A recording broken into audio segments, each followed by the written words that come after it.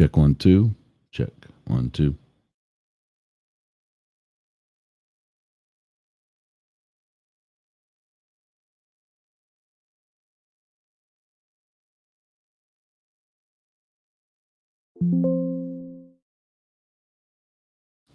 All right, guys, less than a minute. As soon as I hear 11 o'clock, we'll go live on the radio and you'll hear the music.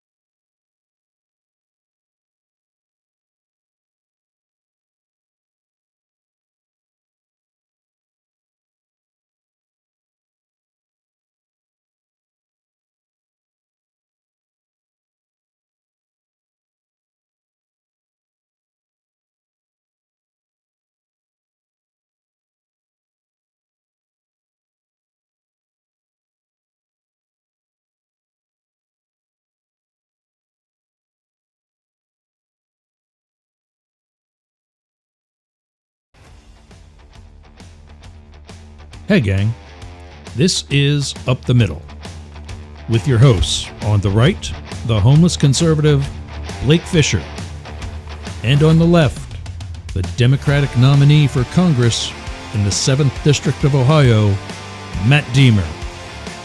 And somewhere in the middle, I'm retired Secret Service Special Agent Ross Yergz. You'll come to know me as Yergz. Let's get to it.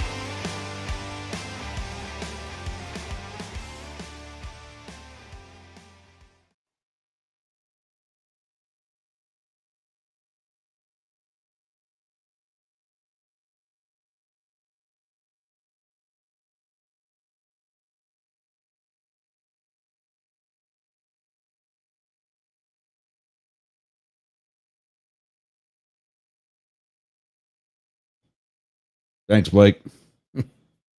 I am sick, and I've been sick all week. Great week to go from weekly to 5 days a week. I'm sick. We've had a Category 1 hurricane hit not too many miles from here. Yeah, welcome. Like I said when I was muted seconds ago, Friday is the day we don't get pissed off here. And today, that's exactly what we're going to talk about, is not getting pissed off. And in fact, lowering the temperature. As one of our guests would say, David Beckemeyer from Outrage Overload.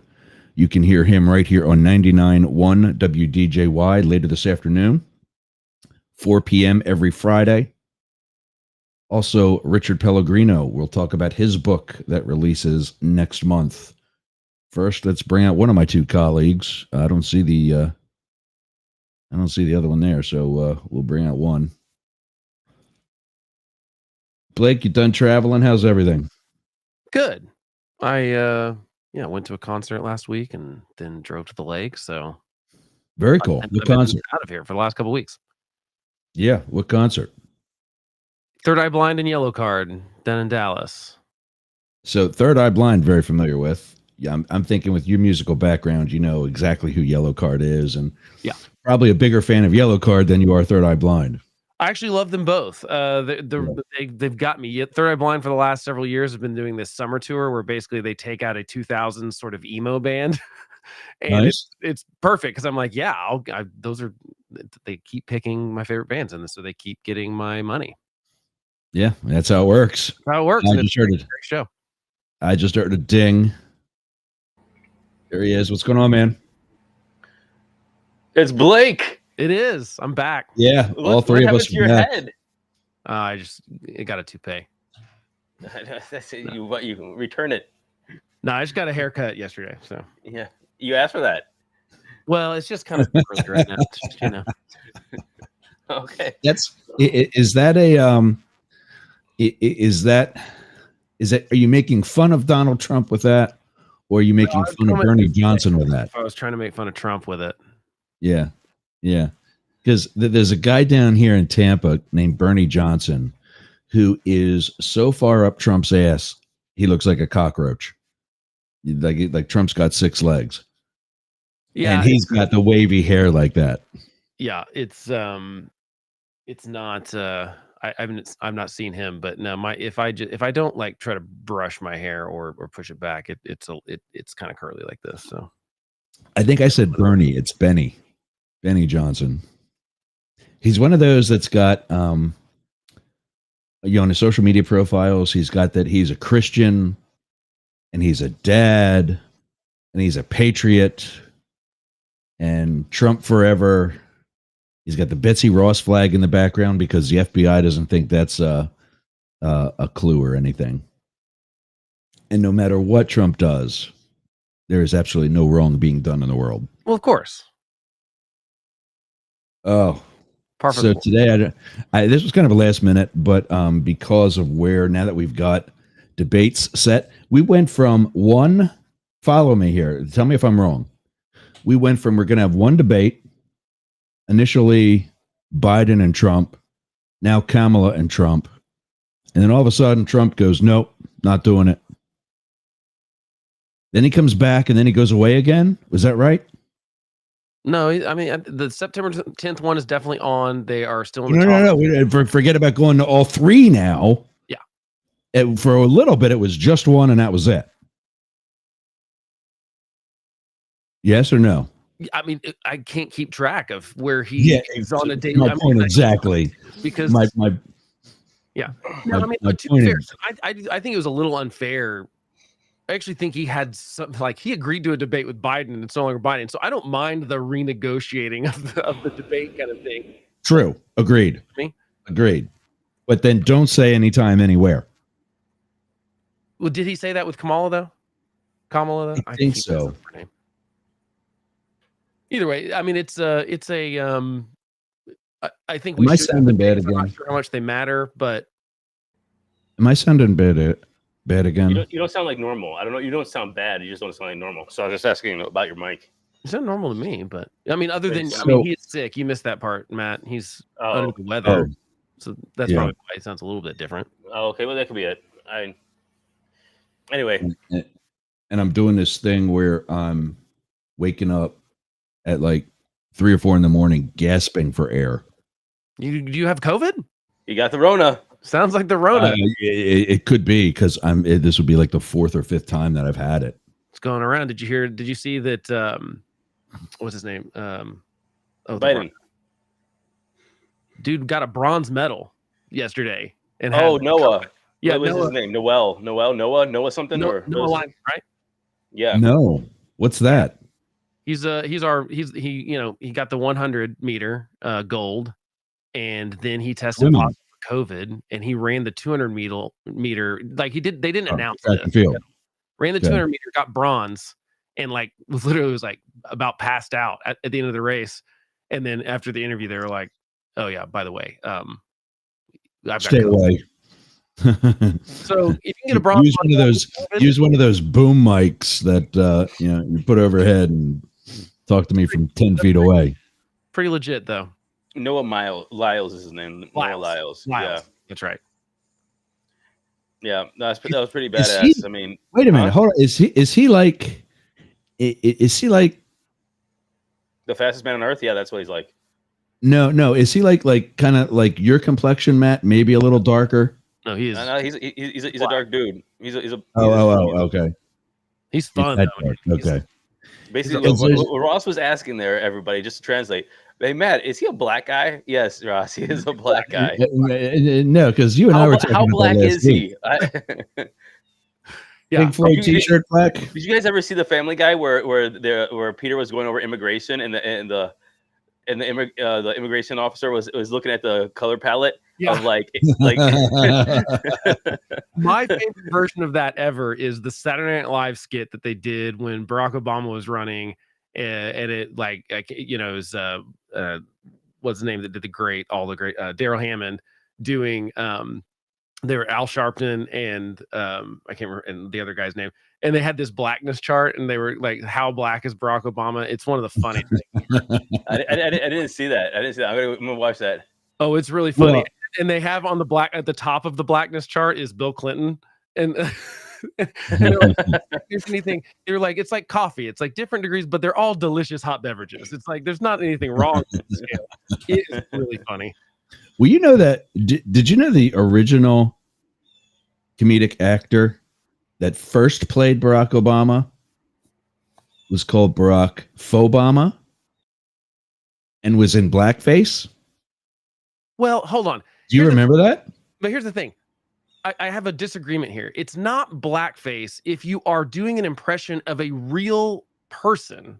It's not Right. the same thing. You are Yeah, I didn't have a problem with it either. all do, and like it's all so when like the right has gone after like Jimmy Kimmel for doing a Kareem Abdul-Jabbar. No, it's like he's impersonating a person, and so yes, they do makeup to make him look like that person. That's not the same thing as like Yeah, I dressing agree. blackface to. I had the same. I had the same feeling about it. In fact, I love the fact that they called him Faux-Obama. Yeah, because like I mean, They put FAUX Obama instead of Obama. all the time. I mean, Daryl Hammond was the best impersonation guy on Saturday Night Live ever, and so they had him play everything. I mean, he was every race, because it was like he was just really good at it, and he could get Yeah. people's facial expressions. He was absolutely the best. I mean, if you want to talk about this, the Robert Downey Jr. Tropic Thunder. I mean, that was. Yeah, But exactly. I've watched He was- literally. He was the white guy playing the black guy playing a white guy, or something like that. Even in our today modern culture of wanting to cancel people on the internet, people still defend Robert Downey Jr.'s character because it was hilarious. I think that was brilliant. Yeah. The reason why it's so brilliant is because it's making fun of Hollywood. That's what was so brilliant about it. It was making fun of this guy. Like, I think that was one of the most brilliant things ever. And unfortunately, it probably wouldn't be allowed to be made today. But I think it's one of the best performances I've ever seen in my life is Robert Downey Jr. playing. The whole would it be allowed to be made? I was surprised that nobody tried to piss on it then either. It's allowed to be made. I mean, that's the thing. It's like it's allowed to be made. You just or do people really want to deal with any kind of potential backlash? But the fact is like if you do it's the same thing with comedy. It's the same thing with comedy, and I think that a lot of these comedians right now are proving that point. That if you do jokes well, no matter how edgy they are, then the jokes are funny, and people you can't cancel funny, you know. No. But what people are doing is if you're not funny and you're just being offensive, then you do have a problem. Oh, so of course. it's like, Yeah. What's your goal? Is your goal to be offensive or is your goal to be funny? If your goal is to be funny and you make people laugh, mission accomplished. If your goal is to be offensive, then I mean, who cares? But frankly, I don't care for it. I mean, like, I don't need something to be edgy for the sake of being edgy. If it's comedy, it should be funny. If it's music, I don't know, whatever it is. I just think that it's political. It should be making an intelligent point and whatever else. Of course, the best meme I've seen lately is the picture of Robert Downey Jr. as that character saying he's going to come back and play Black Panther now that he's come back and he's going to be Dr. Doom in the Marvel movie. Oh, that's hilarious! Yeah, I love that. It's pretty good. That is great. That is absolutely great. You know what I think would actually prove the point of if it's funny you can't cancel it. That was the Tom Brady roast, because the Tom Brady roast came in hard. Yeah, all kinds of stuff. Comedy Central. Hard. Netflix. Okay. It was recent. If you didn't watch it, man, you gotta get back up on pop culture, bro. You're getting over the hill of disconnecting from what's happening on the media. It's Yergz Radio and YouTube. That's what I watch or listen to. So you got to get on that, man. Anyway, it was hilarious. It was absolutely hilarious, and watch it. But it just showed that you can be funny and still push a lot of boundaries. I mean, Andrew Schultz, I think, is one of the best comedians right now, and he's pushing the boundaries. Who's the guy that looks like a puppet? The British guy? I don't know. Man, I'm blanking on his names. I really like him, but he also really British guy that looks like a puppet. I'm behind on comedians, honestly. There's a joke. There's a joke. I think it was Nikki Glazer on a roast said that this comedian looks like one of a ventriloquist puppet, but I can't remember either of these comedians' names, and so this is falling flat. You, Anyway, David's chiming in from backstage. He says, "You're talking about Rowan Atkinson, he's who one of the plays best. Mr. Bean." no, he's a new comic, but whatever. I'll find it.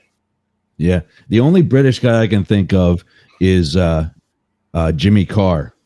Yeah, that's what I'm talking about. Jimmy Carr. Yeah, absolutely. That's the Oh, guy. is that what we're talking about? Yeah. Okay. We're back. He actually likes what he calls a proper heckle, and you find on YouTube the I don't know, the 30 or the top 20 heckles or whatever of how he does what Matt Rife would call crowd work, where you're just going through the crowd and talking, or in Jimmy's case, responding to the crowd. And it's just basically, you're not just a comedian at that point, but you're also that guy that spent his entire life, or gal for that matter. You're that comedian that spent their entire life as a smart ass. I don't 100% understand. I don't understand. Like, it seems like it's gotten worse. What'd you say? I feel like heckling's gotten worse. I've seen like it's like almost like people think they need to do it because the comedian wants them to do it. And they're like, no, like why would you? Like I don't come to your place and yell at you for no. I don't know. It's kind of weird. It's one thing if they're doing bad, but I feel like there's a bunch of people that just heckle for the sake of heckling, whether the comedian's bad or not, and it doesn't make any sense to me. Have you guys seen Jeff and Kari's crowd work? I can't remember. I can't pronounce his name properly. I don't know how to pronounce it actually. Jeff Akari. No. Hilarious, dude. I love this guy. I gotta catch up. Funny Comedians. He's kind of wholesome too. He doesn't go too hard on people, but he's just pretty wholesome. I like him. And who's the gay Italian guy? Matteo Lanz. Have you watched him? He's hilarious. No, I don't even know that one. Yeah, Matteo Lanes is Matteo Lanes. We're just talking Matteo Lane. That's what it is. Hilarious. There's a really, I don't think he's very big, but a guy named Tyler Fisher, spelled like my last name actually, and he's absolutely hilarious online. And he does some stuff that's like political, but in such a great way. Like I saw this thing where he comes out, pretends to be gay, like for the first 5 minutes of the show, and he gets some girl to say basically that she would no, like short guys are gay. No, because he's pretty short. Like, no, like I'd sleep with you if you weren't straight. And he was like, or if you weren't gay, and then he like switches back to like being straight. He's like, all right, well, actually I'm straight. It's really freaking fun. Nice. All right. Well, speaking of people that we love and what they do, we got two guys backstage that we're going to bring out and talk to today. First one is also on 99.1 WDJY and Yergz Radio. He's the host of Outrage Overload, a podcast that studies, I'm going to cough again, excuse me, podcast that studies bringing down the temperature and how to have the difficult conversations that we should have been having for the past, 9 or 10 years now? Those conversations that you're not allowed to have at Thanksgiving or Christmas. I'd go longer than that, but yeah, but especially within the past 9 or 10. That is David Beckemeyer. Let's make sure I bring out the right one. That's kind of key. There he is. David, welcome back. Hey, thanks. Good to see you guys. Hey, Dave, so you were standing backstage and just listening to all of our BS this whole time? Oh, yeah. Yeah, I'm over here going, bunch of white guys talking about what black people should be offended about. Nice. Because that's not gonna piss on anybody's Cheerios. Well, and 2.5, sir, by the way, just to let you know. Yeah. 2.5, what? Go ahead. Oh, okay. And then also with us is Richard Pelligrino. He is, I got to bring this up. I don't have that up yet, but he is the author of a book very similar to what David does. And how can I make you guys the focused ones? All these cool toys, and I really suck at using all of them. So I don't need to be focused. I have the face for radio. You've been here before. I'm perfectly good. You got a face for radio? Is that it? Yeah. And that's Richard. Welcome. Richard, I'm going to bring your book up in a second here. Okay. But first, David, tell us, give you've been on here before, but I don't think you've been with Matt yet. So tell us how you've gotten into from the tech industry that you used to do to what you're doing now with starting with Outrage Overload and the list of podcasts that you host now. Yeah, well, a lot of it comes back to what you were talking about how we should be talking with each other, for the last many years. But, so I was in tech industry, and I tried to retire a bunch of times. I was like an investor and a tech guy, and I was a scientist sort of guy before that, but I'm basically a physics dropout, and I fell into computer science and the high tech world, and that was like I never came back. So it was like sucks you in that black hole. So I never really came back. I did run a corporate research lab, but I've never actually run an academic lab. But I've always been sort of a science geek. And so then I've been retiring several times. I've tried before, keep failing, but this time I think it's going to stick.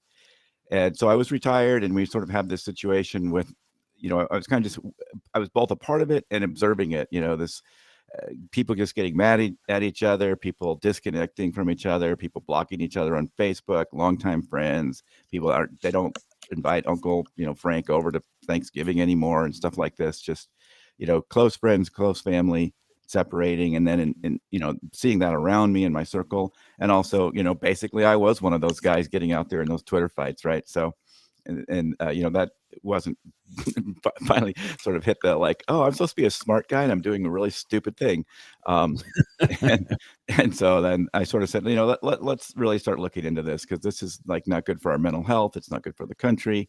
And so that's what I kind of did. And with that sciencey kind of curiosity and nerdiness that I have, I sort of said, well, I sort of settled on a podcast, and I said, well, there must be some work going on this. And I started looking into what academic research there was, what, books had been written about this. And yeah, it's a whole area. And which is one of the most, sort of positive things that's happened to me from this is, or just discovering that this is a big problem. It's seen as a big problem. And there are a lot of people, looking at it. So that's what I do, is I bring on those folks that, have done research on this or written books about it. That kind of thing, and then we talk through it, and I try to present that information in a layman's way. I sort of play the role of the layman who's not afraid to ask, the dumb question, and try to present this stuff in a way that's more reachable, more approachable for just regular folks. You don't have, it's you're probably kind of curious if you self-selected into this podcast, but you don't necessarily have to be an academic or really completely understand all the math and that kind of thing. But so that's kind of where I'm coming from. Kind of, it's a meta show where it's meta politics, right? I don't present issues. I don't try to advocate for issues. We talk about how we talk about politics. Nice. Oh, sorry, you caught me in the middle of a sip. So speaking of, I think it's time for drugs today. What's that? You could die on the show today. Like, I know. It's try not to. I had a signal. You might want to appoint a VP for a successor. Yeah. If you I'm wondering what I'm supposed to do with that, because for WDJY in Atlanta, I upload episodes like as of Wednesday. David's episode for today was already uploaded. I didn't upload anything for us today because we're going live. What happens if Thursday night I get sick as a dog and can't even get out of bed? I got to figure something like that out. I don't know. I guess you just got to hit the button and have one of us take over. Yeah. But David had something that gave me a perfect segue into Richard's book, which I'm going to bring up now. And I totally forgot what it was, totally lost it. But I also need to take down some of the corner so we don't cover Richard's face. There we go. I Am Not White, One Man's Journey from Whiteness to Oneness by Richard Pelligrino. Richard, what inspires you to do this? Probably my 8 kids and 8 grandkids that asked me to write my my life story before I kicked the bucket. And so I figured, since I'm a shy guy and not used to being in the public space, which is a joke, by the way, the I picked the least controversial title to delve into the area of race and authentic identity, because really the story is just, while it's my memoir, it's also my journey to finding out really who I am, and sharing with others uh, that same quest. Because my premise is, the reason why we argue, the reason why we have outrage and so forth, whether directed internally or outwardly, is because we really don't know who we are. We're not comfortable with first who I am, and then who you are, my community, my nation, and so forth. So that's it in a nutshell. Nice. And then what was your background, and where you and I talked about this in our meeting earlier this week? What was your background, and where do you actually fall on the political spectrum? Yeah, that's part of the search, right? The Right. labeling. Um, you know, I mean, my background is I'm a kid of the '70s. I was going to say I grew up in the '70s, but I haven't grown up yet, thankfully, which my kids confirm, my millennial kids. But so I was, my parents were Archie Bunker and Edith in Queens, New York. I mean, that show, if you guys are old enough to remember, that characterized really where I came from. My father was a Marine, a New York cop. So I was born. I was the meatball. In other words, I questioned everything, and thankfully, that set me on this journey. Um, but I would say where I ended up. By the way, in that whole journey, and it's all in the book, The Adventures. I was an international drug dealer because as a young white male born to a police officer and a Marine, I have to say, although a lot of people don't like to hear it that look like me, I could get away with anything, and I have my whole life. I have all this unearned privilege, which my kids, by the way, who are mixed, which means black, if you're 1%. My wife is West Indian. Um, you know, they don't have that same privilege. They get stopped. I get stopped by the cops here in Georgia, and I get a polite warning. They get pulled out of their car for the same tail light violation. So that's a reality. But so I was so I ended up in the Caribbean, came back with a wife and three kids, and then had five more because I'm still an addict. But I just displaced my addiction from drugs to something else. Uh, but so anyway, all those stories are in there, and where I ended up in terms of labeling myself, I guess I would say, is libertarian socialist of the European genre. So, but as I described to you, Ross, uh, I'm characterized by my far right friends that I'm so far left, I'm far right. In other words, we've met. Yeah. David, I saw you kind of jonesing at some of the things he said. I'm going to give the floor to you for a second. Well, yeah, there was a lot of interesting stuff there. I think this whole question of left-right spectrum is, as you know, I did at least one episode about this. That it's kind of an identity tribal thing more than it is an issue thing. So, there's almost no real people that align 100% with what somebody might call a left position or a right position, right? That's not the reality. And so, but we like to think that is because that we like to be able to put people in buckets. But the reality is, most of us, probably if you went issue by issue and you didn't say first whether it was blue or red, you might find yourself picking some red ones that you didn't even know if you sort of consider yourself leaning blue, and vice versa. So it's always frustrating that we use this language, and because it's still kind of there, and it's a good label, it's convenient, but we also have to realize it's really not very accurate. Right. I think So now, people don't care about policies anymore. You know what I mean? I think that most people right. It's really a tribal identity than it's more as an tribal. issue. It's not. I mean, it's not really based on ideals or principles, from what I can tell, much anymore.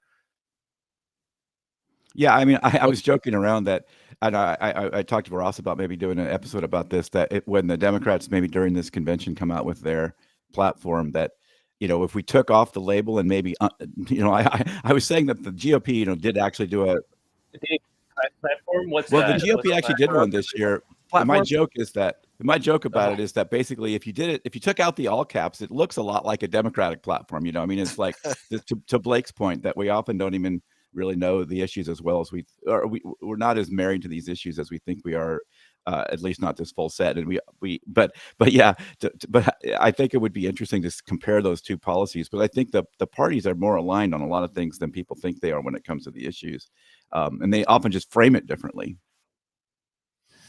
yeah, I took part on a call last night on Clubhouse, and I was asked the difference between Republicans and Democrats.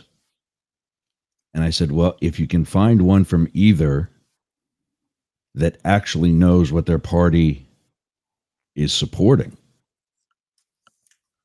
you're probably not going to find much of a difference in the first place.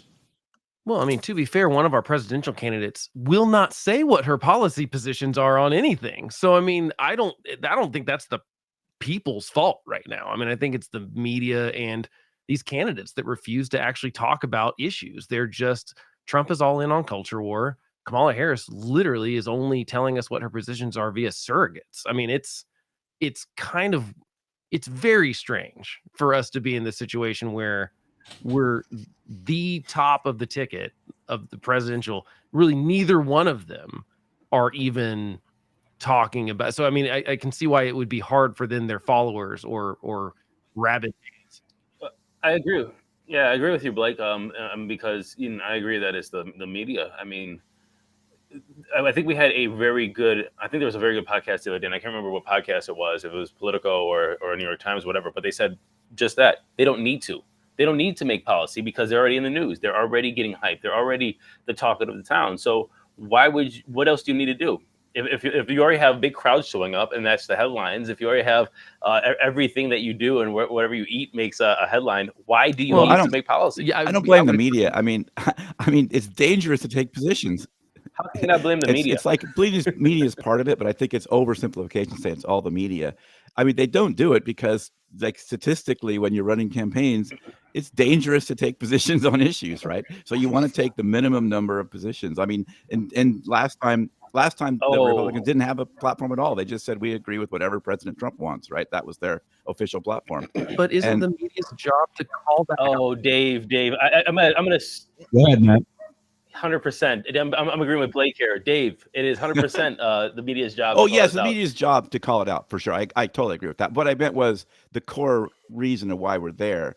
That it's because we as people, let them get away with all this, right? Let the politicians get away with it, and we like it this way. So, the media is only giving us what we want.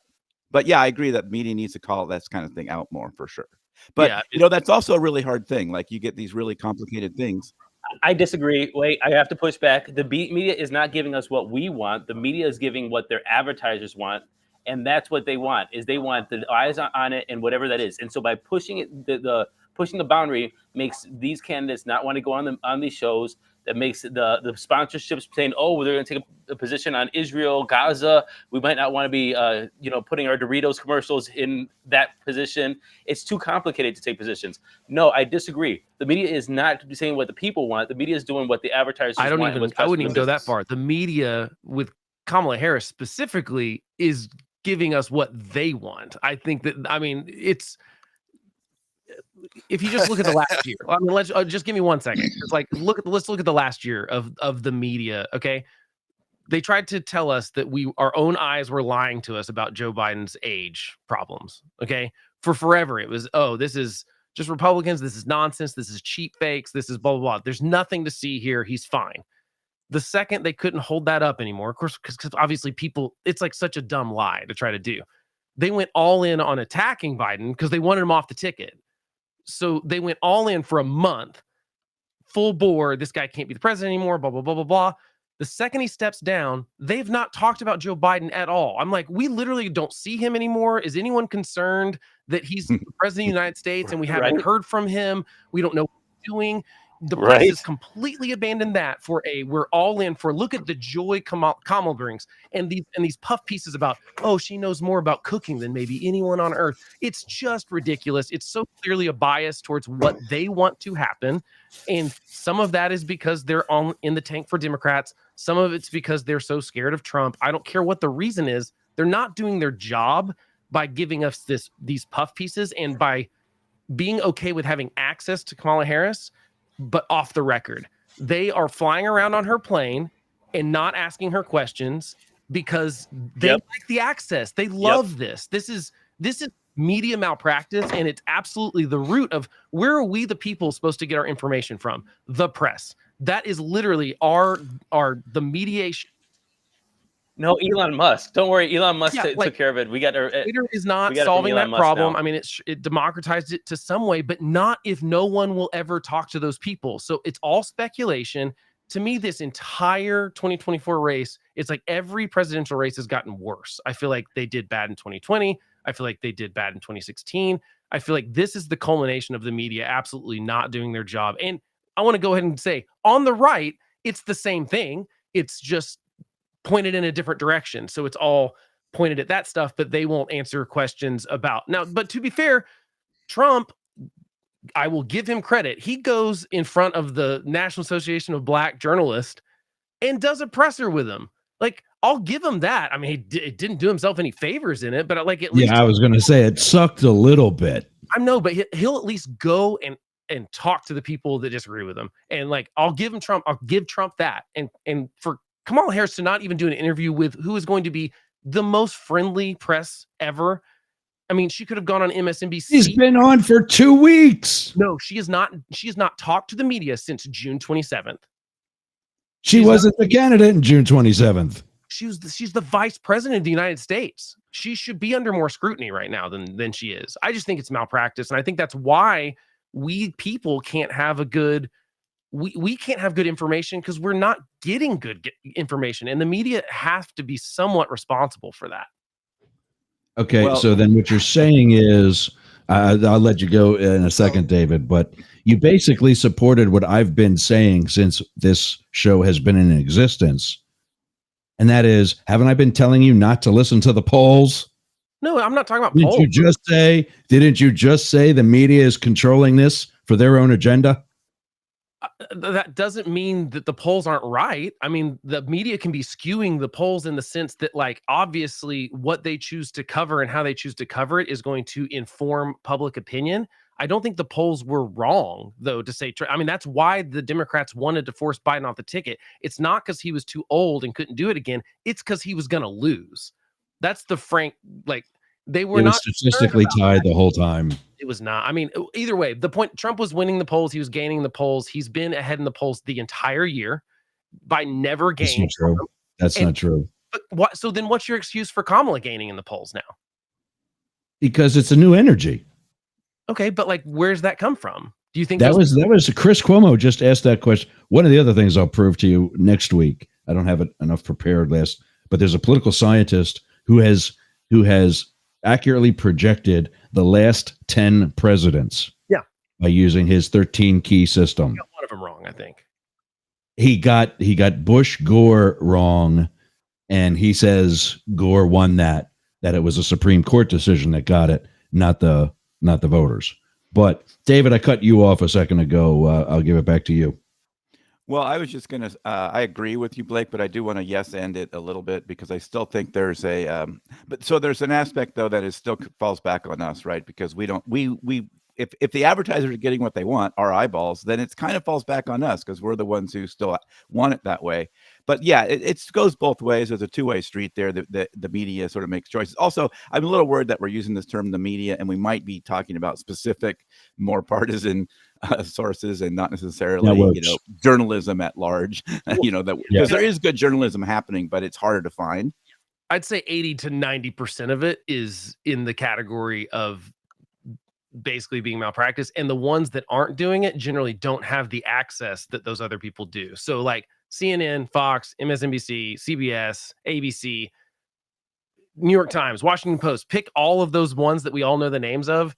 I don't think they're doing their jobs well enough. Now, there are people at those organizations that are doing their jobs, but there's fewer and fewer of them. People are leaving these organizations to start their own things most of the time. That's what's happening. Like Barry Weiss left New York Times, or there was someone that just left the Daily Beast, similar situation. It's like they clearly also feel, there's some people that feel that their bosses are not doing their jobs and they're bailing or getting fired or whatever. And I mean, hopefully this means that it turns into, I'm a musician, so I like to think of this as like the indie labels versus the major labels. You always have these swings in music where you have the rise of the indies, and then they get bought up by the majors, and they kind of swing back to the majors, and it swings back to the indies. I'm hoping that happens with media because, but frankly, I'm afraid that like you can't, like there's not enough seats on the plane, on Kamala Harris's plane, for all of those little independent media sources. They're going to have room for CNN and Washington Post, and New York Times, and Fox. Okay, Look, Blake, I think that's a great idea, but I think that we've already got there, and we've already shown that the independents will not do the job, because there are independents that have the access. Tell me Joe Rogan couldn't go on the plane. Tell me that Ben Shapiro couldn't get on the plane. Tell me that PBD couldn't get on the plane. They can get on the plane. They choose not to as well.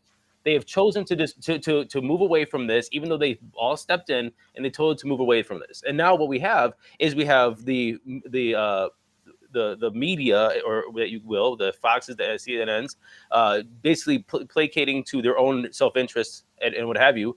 You have these independent journalists that are two to the breeze. We don't know who to trust. Are we going to trust Alex Jones? Yeah. Are we going to trust Patrick Bet-David? Are we going to trust Brian Tyler Cohen, or whatever his name is? So it's like we don't know who's giving us actual factual information. Are we going to go on X and get it?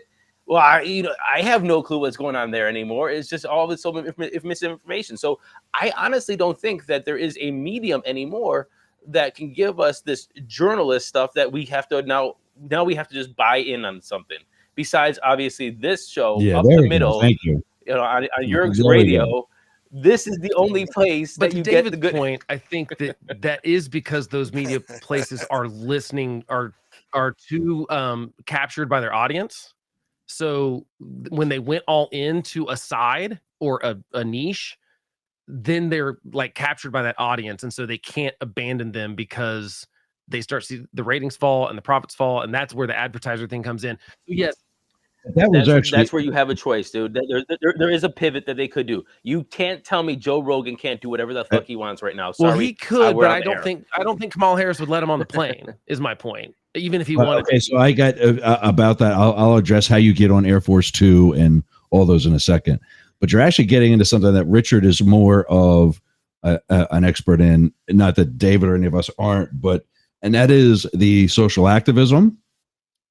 You know, if the media is something that can't be trusted, what groups can we look to get decent information? Mm-hmm. Richard, you got anything? Right. Well, yeah, to start with, and I'm not saying this because it's up the middle, but you're all right. You know, it's the advertisers. Yeah, but that's the people who are going to buy it. So, you know, it's what the people want. And what the people want, number one, we are not representative of the people right here. The five of us are not. Why? Because we think, right? I'm not trying to put you guys on a pedestal. I'm just saying the very fact that you're here. No, go ahead. You think and you analyze. Okay. Okay. You're not just concerned about identity politics, which the majority of Americans, young, black, white, old, so forth, we've been trained and brainwashed to go on identity politics only. You know, that these are our two choices, the best, you know, for whatever reasons. It's all identity. It has nothing to do with the issues, has nothing to do with who we really are. You know, and so the young people or the other people, the people now, okay, are way different than just white, you know, Italian, me, whatever I am, and us. Okay, they're all different colors. They come from all different backgrounds, and they're millennials who they don't give a damn about the media. They're the ones. They feel like they're running the media through social media. That the media is just reacting to their social media because they've got their cell phones and everything, and they're the reporters. And so my millennial kids all the time tell me, change your message, change your medium, change your way if you want to reach us, with substance rather than just to them. This is like the Olympics. It's a great sport. It's a distraction from real life. Okay, so what what we okay who think whether we agree on everything or not, we have to get people thinking, and I know your show is trying to do that, but thinking about who they really are. Okay, I mean that gets down to a spiritual level. That gets my definition of woke. If you really want to be woke, is oneness. Okay, how are we one? How are we the same? Okay, you're a Christian, Muslim, you're gay, I'm straight. That's all window dressing. That's all the window dressing. That's all the distraction. Okay, how are we one? And the young people are traveling all over the world. They're coming back and saying this two-party system is nonsense. Okay, even in England, they can remove a president. In a parliamentary system, they can remove a prime minister in the middle of a term. The people have way more impact and control. The way the young people can go to college, they can get free health care, make $25 an hour at Kentucky Fried. They see that and they say, "What this big hypocrisy, big image," and these are the issues of when we get to authentic. Who are we really? Who are Americans really? We're not. When I say oneness, if you think you're better than somebody else, my nickname is Rich the Equalizer on social media, because as soon as you start saying I'm better because I'm Christian, I'm American, white, that's it. You've shown who you are. You've been trained and brainwashed to think you're somehow better, and we all have to realize we're all in this together and we're one. I'll get off my soapbox. You touched on very well that's said. important though, is I'm that done. like this has become a form of entertainment for a lot of people, and it's become a thing that's replaced religion for a lot of people. Like politics has replaced those two things. I am a kind of a junkie for this stuff, but I don't think politics should be the most important thing about people's lives ever. Like, I mean, government's important, voting's important, being informed is important, learning civics is important, how stuff works. All that's important. It should never be the most important part of your life, like ever. Like it should, it just shouldn't prioritize, and it just does currently for a lot of people, unfortunately. We've got to take a break before we go. David, I'll give you last thoughts on this before we come back. Oh, I have too many thoughts before we come back, but I do want to say that this trend of us saying you can't trust the media is really concerning me, because there is more better journalism out there than there's ever been. There's more quality information available than there's ever been in the history of human beings. So you just got to want to find it. We can talk about that a little bit more, or we can go somewhere else, because that is absolutely it. And if you don't, that's just, there it is. There's more quality information out there than there's ever been in the human history. Well, Matt says he disagrees, so I'll bring up the Connors Institute when we come back after this. 99.1 WDJY, 1490 WWPR. They'll be joining us at 12 o'clock, as well as today we are live in London, England. Shout out to the UX.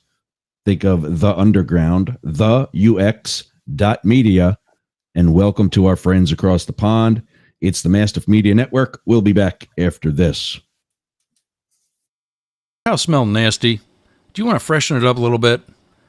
Go to aromabypeter.com. Check out all of Peter's candles. It's what we burn here in Studio Yergz. I'm burning right now leather scented candle. That's right, leather scented. So go to aromabypeter.com/Yergz and check out his candles today. I'm Jane Stahl, retired English teacher, and with my BFF, Susan Bebeck, we manage Studio B Fine Art Gallery in Boyertown, Pennsylvania. We showcase the art of hundreds of local artists, publish books of the poetry, prose, and art of local writers, offer classes, art parties, workshops, discussion groups, cater dinners. We've even hosted a wedding. And we're here to be the go-to place for friendship, learning, and fun in our community. Virtual tours of our exhibits are available right here on Yergz Radio. Let us introduce you to some amazing art and artists.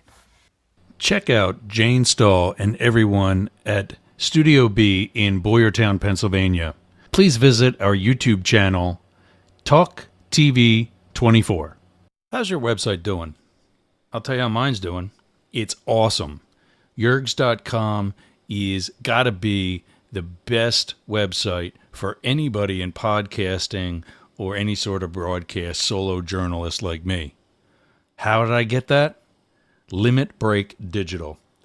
Limit Break Digital did my website with Yergz.com. They did YergerGroup.com.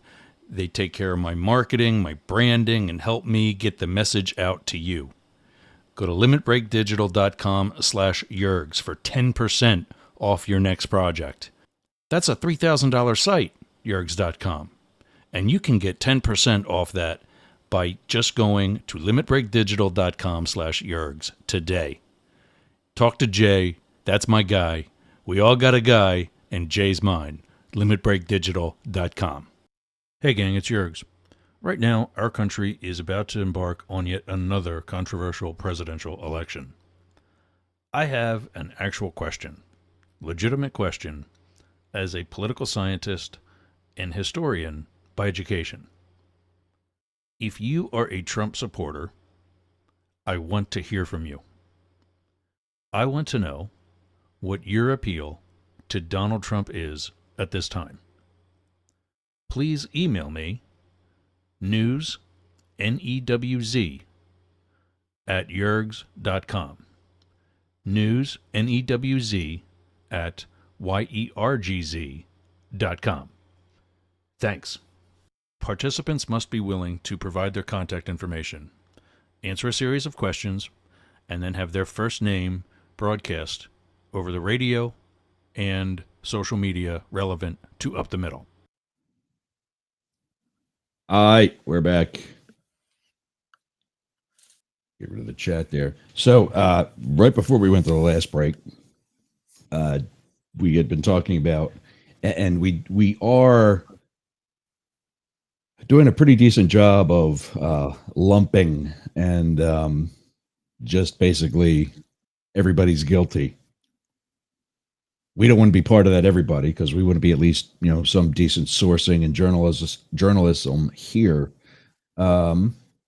David sent me through the chat something that I want to share, and something I'm actually glad to know about, because one of my previous sources has kind of gone crappy.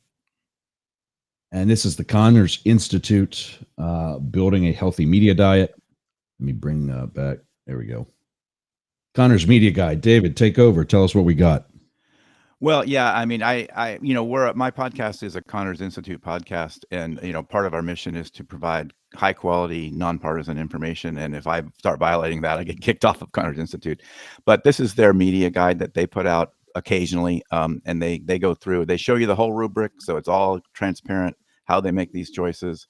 So anyway, check it out. I think we can move on from this piece in the sense that it sounds like some of us disagree, but the follow up to there's more great journalism and is the best journalism is also there's more bad journalism than there's ever been in the history of the human race too, and that's the problem, right? That we're swimming in this sea of. And they did a nice documentary on this. If you go to the homepage of Connors Institute, you can see the documentary that they did, and I think it's called "The Poisoning of the American Mind." And big thing about that is, and what that's about is just news literacy, this whole thing of information overload, of bad information, that kind of stuff. But I wanted to riff on something that Richard was talking about, this oneness thing, and some of the experience that I had over a couple of years now, almost a couple of years now, of doing my show and talking to different experts from different disciplines about kind of this division and what its root causes are. And it's kind of funny that, I talk to people from different disciplines, right? You sort of get the social scientist side of it, the psychology side of it. You sort of get the political science part of it. And even though they all kind of talk about it in different ways, you can kind of start to see this overall thing is a lot of what Richard was just talking about, right? This idea that, that we're not finding that we crave community, and we're finding community in bad places, right? And it's like a patina of community. There's no depth to it. This is not like the guy that'll come and mow your lawn when you're sick. This is some guy in Romania that we agree with on some weird issue. And so these are not real communities. These are not brothers and sisters. And so we crave these weird communities, and this allows us to start going into these and start becoming part of these weird little identities. This is how you get radicalized, because, Richard, I'd love to get some of your comments on that, because I feel like a lot of these different disciplines, they come at it differently. They sometimes use different language, but it almost all starts to circulate around some of these same questions. Yeah, I call it a cult melody. And by the way, cult is not. Can you hear me okay? Yep. I think you're just on a little bit of a delay, but go ahead. You guys hear me okay? Yep. Okay. You're good. Yeah, and cult is not necessarily a bad agenda. Cult just means you obsessively honor, a leader. Okay, if you obsessively king, that's a cult, but there's nothing wrong with that. And so again, it's first of all agreeing on values. Founding father and who I, instead of what would Jesus do, okay, because there's so much disagreement, I say what will MLK do? To me, he and Coretta are the founding mother, because that's when we started to live up to the Declaration of all men being created equal, just in my lifetime. So I looked there. They put together a whole spiritual package of building beloved community and removing the triple evils and so forth. It's really another religion, but it's a secular religion. And that's Trump. Trump is a master of cult mentality and manipulating a cult. But not only him, the Democrats have a cult. It's a cult as well. Okay, we're broken up into these cults. And so the whole idea, we're thinking for ourselves, just like you guys are doing, trying to do with these programs. Let's teach people, kids at young age, think for yourself, question, do these exercises that develop your authentic identity. And in my belief, by the way, full disclosure, I'm a Baha'i. I don't know if you know Baha'i faith, but it teaches oneness. That's the whole thing of the Baha'i worldwide, is to break down these barriers. Sorry. Time's up. Yeah, that's okay. We've got to take one other break because we're coming up to the top of the hour. We're coming up to the top of the hour, and we're going to lose 99.1 WDJY. For those of you listening to us in Atlanta, join us on 1490 WWPR.com. That's the station that we're about to pick up at the top of the hour, or just join us on Yergz, YERGZ, radio.com.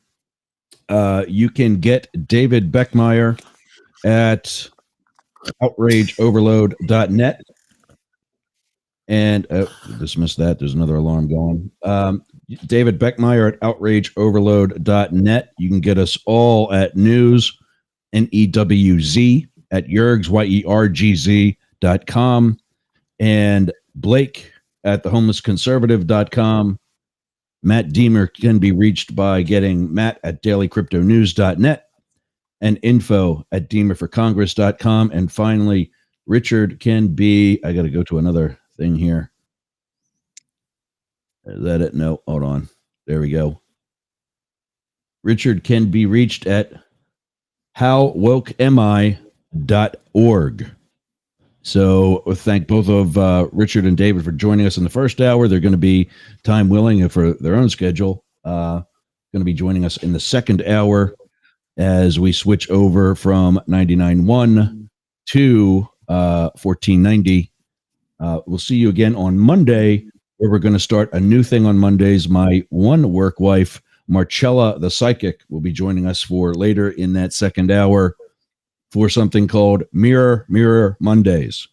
Whoever the guest is on Monday, or whoever is a guest co-host on Monday, or perhaps a caller, is going to get a free reading from one of the best psychics there is, and that's Marcella Gonzalez. So we'll see you Monday with that. I want to thank 1490 for joining us in a couple of minutes. I want to thank 99.1 and everybody there for joining us for the past hour. Come over to yergzradio.com if you want to continue, and we'll see the Atlanta folks again on Monday. We'll be back right after this.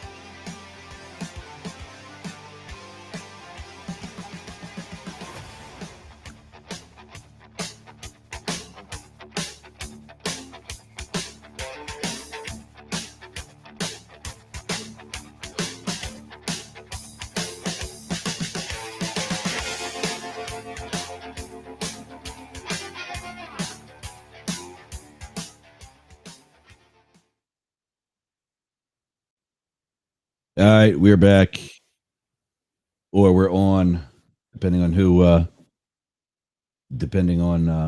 we might still have some people getting refills on coffee or water or cough medicine. In our first hour, welcome to 1490 WWPR and everybody in the Tampa Bay. In our first hour, we talked with Richard Pelligrino, who's on screen now for those of you joining us via video and social media, as well as David Beckemeyer, who I think is coming back because I still see that he's backstage. And, of course, our usual two Friday partners in crime, Matt Deemer and Blake Fisher. First time in about, what, 3 or 4, at least 3, maybe 4 weeks or 5 weeks that the three of us have been together. I think all 3 of us. Yeah, you're right. For all 3 of us, yeah. Yeah, it's been about a month. Yeah, other schedules and such. Today we're talking about tribalism, how well the media does or does not do, and 2 other experts that can help us with that. One, Richard Pelligrino, the author of, I got to find the tab here. There we go. The author of I Am Not White, One Man's Journey from Whiteness to Oneness, and also the host of the host of Outrage Overload, and a moderator at he's with the Connors Institute, and also, hold on, his other one's up here on the tab here. There's one of them. Crossing Party Lines is his next one is August 22nd. That's David Beckemeyer from Outrage Overload. Also, you can hear him on Yergz Radio and 99.1 WDJY in Atlanta on Fridays at 4 p.m. It's okay. We're all back. There we are. Did I not share the screen of anything I just talked about? Damn it. I didn't see the shared screen now. There it is. Yeah, there it is. Crossing Party Lines. That's David's upcoming event, and we'll put it back up there. Oh, damn it. Hold on. I need a producer. So that conversation should be a nice, friendly one between about socialism and authoritarianism. Now, I shouldn't say friendly, but I mean, it should be easy. We'll all agree about that, right? What those mean. Right. So should be an interesting night moderating that talk. There's Richard's book that I thought I showed a moment ago. I Am Not White, One Man's Journey from Whiteness to Oneness. Guys, thanks for joining us. If you need to split for any reason, don't be shy. We definitely appreciate you hanging out for that first hour. And of course, the second one, I can take the "We'll Get Started Shortly" ribbon down because we are started. Give us a call at 1-888-88 Yergz if you'd like to join the conversation. You can also feel free to join us on our social media. You can find out what those are at Yergz, YERGZ.com, and join in the chat that way. So in our first hour, we were talking about the media and how awesome it is or isn't. David, your point was that, there's frankly, I'm just going to say it, there's a bunch of bullshit out there, but there's actually a lot of really good sources. In addition to that Connor's Media tab, which I'll bring back up if we need to. Where do we find it? How do we determine what's good and what's not? Yeah, it's not easy. Some of the simple stuff when you're looking at things online and things like, do they have a byline? Like that seems kind of, but that's something. Like, is somebody willing to put their name on this thing? Okay, and then what else have they written? Like, if they have the name out there, you can usually find what else they've written. And that's a starting point. That's one thing. And then what about the organization they're reporting from? We all can choose the fonts and make a website that looks just as good as the New York Times or whoever, right? But does this organization you're getting this information from, do they have an editing staff? Like, is there an editing process? Sorry about the phone ringing. Do they have an editing process? Is there an editor?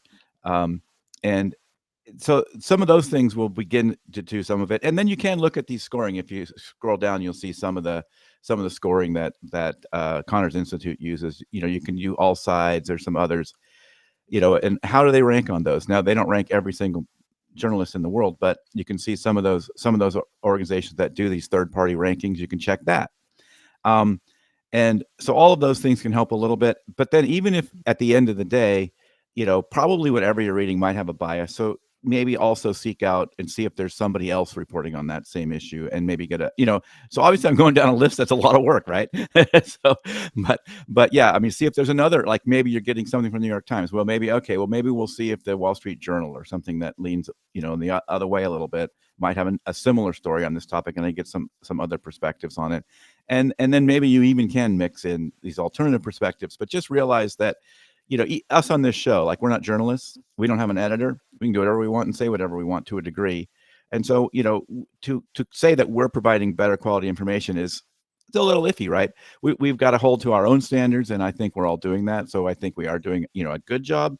But, my third party, I guess, is Connor's Institute that checks on me. But otherwise, do we have a third party that's checking at us and saying, is the stuff we're saying reasonable and fit within some framework? But we have integrity and we're trying to do that. But so those are a few of the ways. It's not easy though, for sure.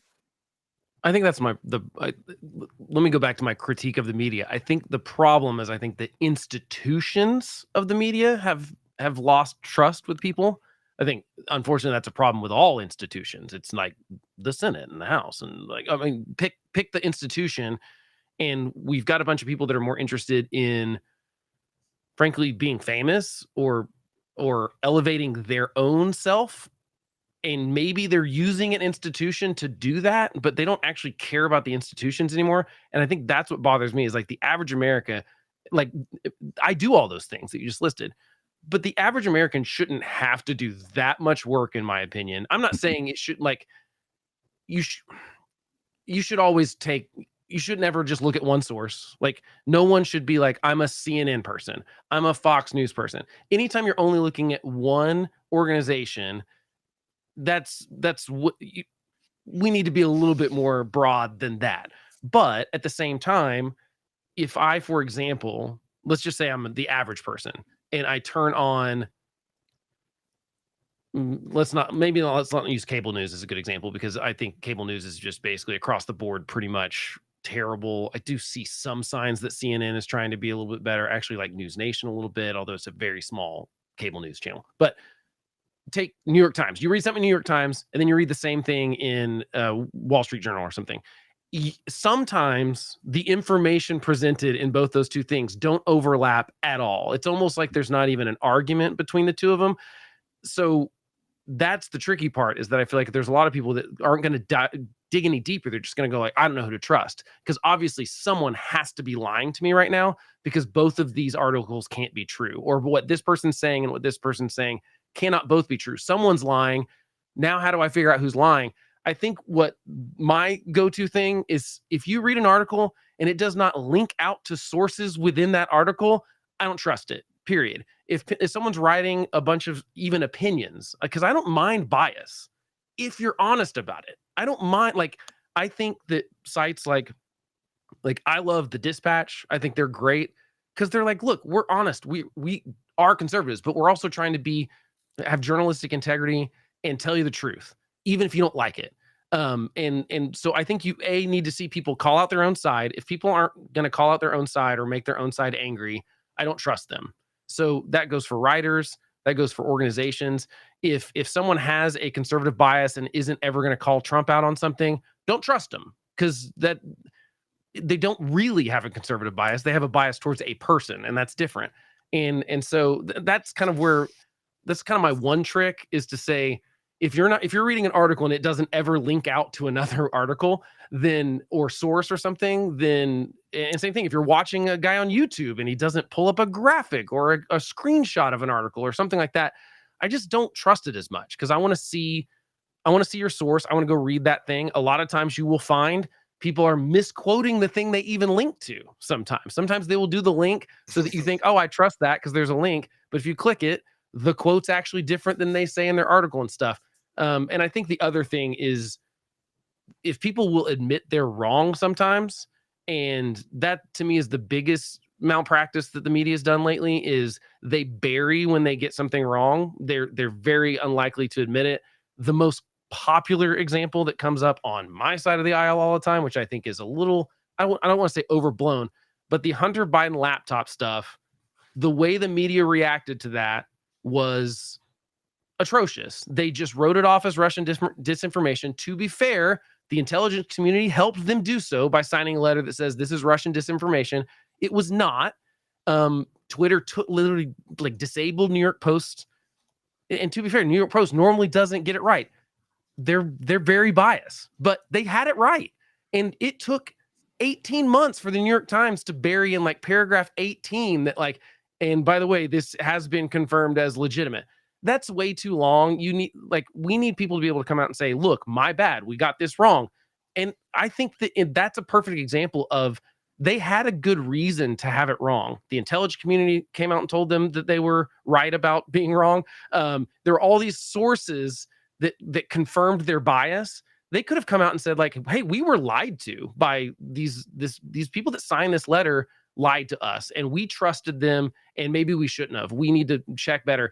The fact that there's not big mea culpas all the time for the media, because they get stuff wrong, especially in their rush in the 24/7 news cycle, to get it out as fast as possible, because that's the other problem right now, is that we have people that they want to get there first instead of getting it right.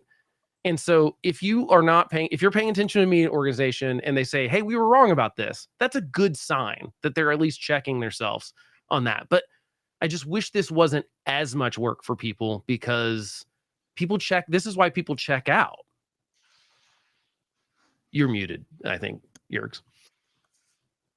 Yeah, so I was doing a sound check with 1490. So, David, Richard, how does Up the Middle and Mastiff Media and any other new agency like us, and I told you I talk about Air Force 2 in that last hour, I'll get to that.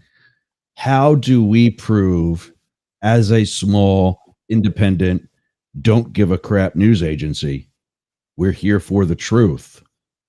How do we prove that?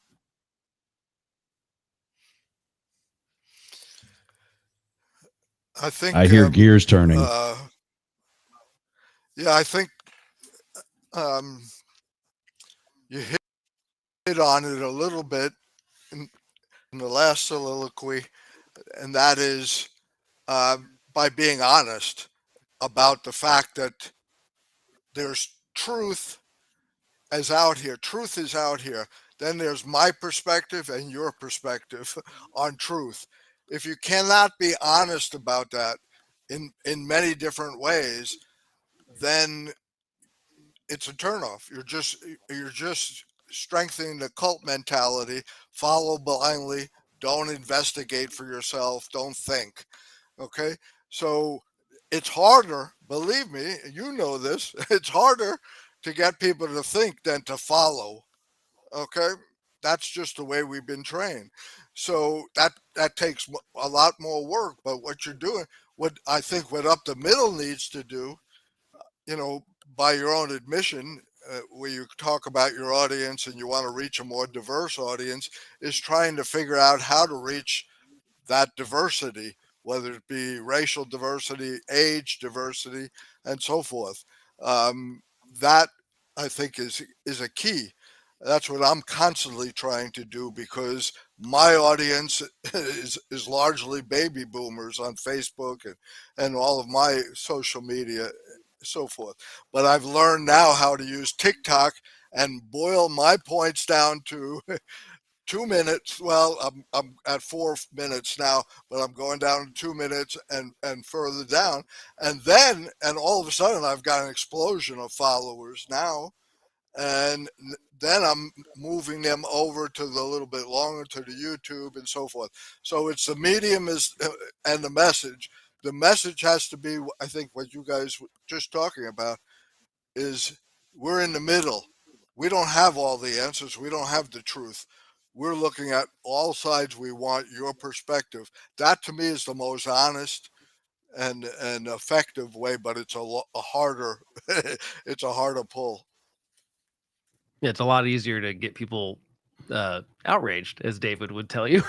It's Exactly. a lot easier to get clicks and eyeballs if you just make people mad, or you instill fear in them, or you vilify another side or something. And I think that's really where the big problem is that we've niched down everything else in the world. I mean, especially American culture. I mean, Spotify, you can have as weird a niche taste of music and you can be all over the spot.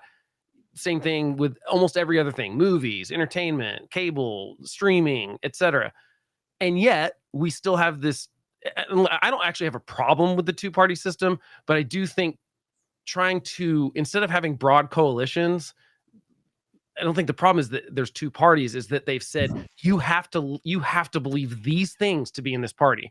And on the other side, it's the exact same thing. It's like there can be no disagreement within the party. And actually, that's what I think the Democrats are doing so poorly right now. They're so scared to have a fight within their party. And the Republicans have done this too, except Trump just basically excommunicated anyone that he didn't like. That's why there's unity in the Republican Party. Democrats are so scared because to have, it's fear. It's not unity, that's fear. yeah, exactly. Well, they just kick out everyone that doesn't agree with them. It's easy to have unity. And the Democrats are so scared to have any kind of like even arguing of ideas. I mean, the fact that they just coronated Kamala kind of proved it. And then I think the Tim Walz pick is similar. It's like they're so scared to have any kind of fight within the party. They want to appear to have this unity. And I just think unity is way overrated. The Nazis were unified, like I think like unity is not a good thing or a bad thing. I think it's, I don't think we should be unified in all this stuff. I think that we should have you'd be the first party that figures out they can have a broad coalition of people that disagree with each other about specific issues, but still on the whole say, okay, we're on this side because there's people that are single issue voters. And as long as there's this continued us versus them. Yes. And I'm right, you're wrong. Those differences, until they get back to actually negotiating and compromising and moving from there, I don't think we're going to see a split from the concept of required unity. Yeah, but I see no chance of that happening when the parties don't allow compromise or disagreement within the party. It's going to be even harder to get it cross-party if you aren't allowed to have disagreements within the party. And that's where I think that's what really bums me out, because I'm a person that's always cared about ideas and principles and like what works. And to me, neither party care about either one of those things right now. And most of the voting electorate doesn't care either. And it's a chicken and egg situation to figure out Is that the party's fault? Is it the people's fault? Is it the media's fault? I think there's no one cause for any of this, but there has to be someone that triggers a solution to it, though, and I don't know who that is right now. Well, I want to jump in on Yergz's question about what can you do to sort of do that credibility thing, but also that ties into what you were just saying, Blake, too, I think, because a piece of it is what you were saying before. Some of it is the, citing sources and things like that. But a lot of that's the meat and potatoes part of it. But I think another piece of it is, before you even get there, is calling yourself out, right? Calling what you consider your side or the folks on your side out and being willing to do that. And particularly when you see this framing that you were just talking about, when you see this framing that's demonizing the other side, and particularly when demonizing the other side's people, maybe less than demonizing their position, right? Look at that framing and say, is this really right? Is this a legitimate way to be looking at this, or is this overblown, or am I taking sort of a worst case scenario view? Things like that. I think that's the kind of stuff that will help you get credibility here, right? Being ready and being ready to question yourself. And if you can get a network, you've already got some folks here on different, coming from different perspectives. So hopefully, you're all kind of checking each other there. But if you have third parties that you could say, hey, we did this topic, do you think we covered it right? If you have contexts like that you can go through and say, hey, did you think we got that right? Or were we maybe too demonizing of the other side and stuff like that? And that's one of the things we talk about a lot, to follow up with what you were just talking about, Blake, is this. The thing that gets us so ready to basically, a lot of the research is showing that we're ready to do sort of bad things if we think the other side's going to do them first. And we're telling ourselves these narratives about how terrible the other side is. And then we believe these narratives, right? And now we believe those narratives. That makes us fearful and worried and concerned. And often that's just when we have to sometimes step back and say, we're legitimately concerned. We're legitimately concerned about these issues, but are we taking it too far? This kind of stuff. Like, that's that measuring yourself. There's a great piece that one of my associates did about the speech he wished Biden would give, sort of about defusing things. And you can look this up. His name's Zachary Elwood, and the piece is called "Diffusing American Anger," and it's the speech he wished Biden would have given, sort of after the shooting, the assassination attempt. And it's a great read. And it's like, yeah, I want some politician. Hey, Matt Deemer, you're a politician. I want a politician to speak like in these terms. So, if we had time, I'd read it. I'd read a piece of it. But yeah, you check it out. You're totally right. I feel like we keep having these moments where I go, this could be the moment where someone could show the leadership and change something. And it just doesn't happen. I thought after the assassination, Trump and Biden both could have come out together and been like, hey. They almost did. And that lasted for about 30 seconds before Trump was back on the usual warpath. Yeah, on the screen right now is a Google search, my result of a quick Google search, and that's Zachary with Diffusing American Anger. Yeah, and I put up a link to the Substack article I was talking about in the chat. So I don't know if you have a way to put that up. I think it's right, David. It's like we keep passing these opportunities. I thought COVID could have been something. Right. I keep thinking there's these things that could be the thing that like a leader rises up and becomes like the voice of reason to say, like I said, Biden could have come out and said, like, I think we've learned, obviously, this person that tried to kill Trump was not, it doesn't seem like there was any sort of political motivation. It sounds like a typical assassination attempt where it's just someone that's a little crazy and wants the infamy and stuff. But Biden could have come out and been like, you know what? I don't care if it wasn't. Like, I'm not going to say Trump is a threat to democracy anymore, just because I think that could influence people to do bad things. And I'm going to get on to anyone on my side that does it. I'm just saying there's these examples of things that he could have done. There's examples that Trump could have done during COVID. There's always these examples. And my concern is that nothing will change until something worse than those things happens. I mean, I really, unfortunately, feel like it's going to be a World War III situation, another terrorist attack, like some really bad thing's going to have to happen. I also don't have any confidence at this point that even a really bad thing would do the job without real good leadership. And I think that's the problem right now, is that no one's willing to say, I was wrong in those leadership positions, whether it's at those media organizations, whether that is in politics. I feel like most people just aren't willing to step up and say, I'm wrong.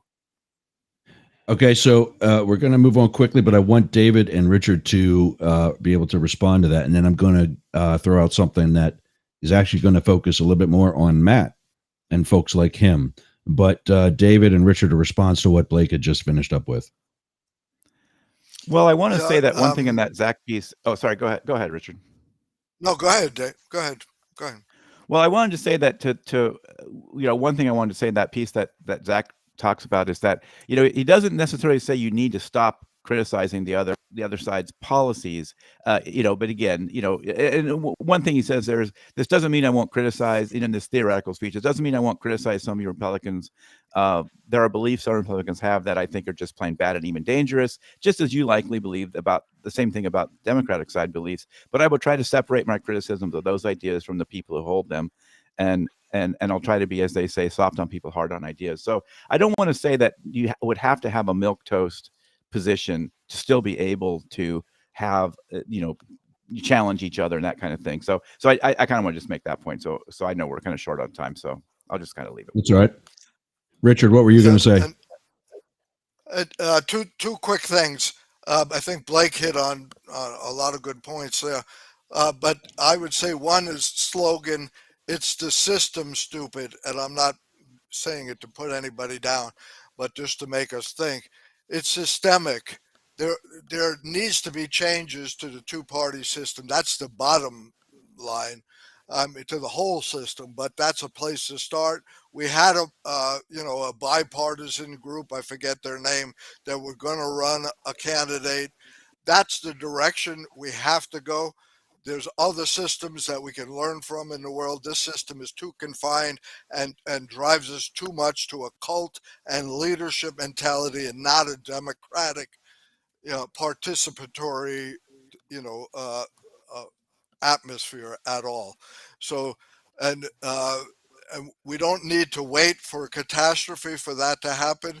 But definitely people react to catastrophe by coming together, like during the pandemic. So I have the same prayer that we figure this out before that comes. But I disagree that the system's bad, but I mean, I think things need to change, but I don't think the problem is that it's two parties. I don't think the problem is that there's not democracy. I think we had a higher turnout in 2020 than we ever have. So, I mean, people are voting. It's not that people aren't voting. No, it is that people aren't voting, because even if that high turnout, it was still 55, maybe 60% of the entire population. Yeah, way down. In a democratic society, democratic republic, whatever the technical name for our government, it needs to be higher than that. Yeah, but I mean, that's people's choice. But next thing I want to talk about is. Okay. I just want to say voting is not a one and done thing. After you vote, you hold your elected officials accountable and transparent. You build coalitions, people power to do that, because we've transferred our power and given them the authority to exercise our power by voting. But that's just the beginning. Totally agree with that. According to Donald Trump, however, voting this time around will be a once and done thing, because he just told a bunch of Christians that they'll never have to vote again, because he's not a threat to democracy. Moving on, what about people like Matt Deemer, who, while as running for Congress, he may still be kind of sort of higher up on the ticket, but still below the presidential level? What do the down ticket people do besides your basic knock on the doors, grassroots kind of thing? What do the down ticket people need to do to get out their message? Because one of the things that Matt brought up a couple of weeks ago, when President Biden was still on the ticket, his constituents or would-be constituents were coming to him saying, I don't have a problem with you. It's the old man.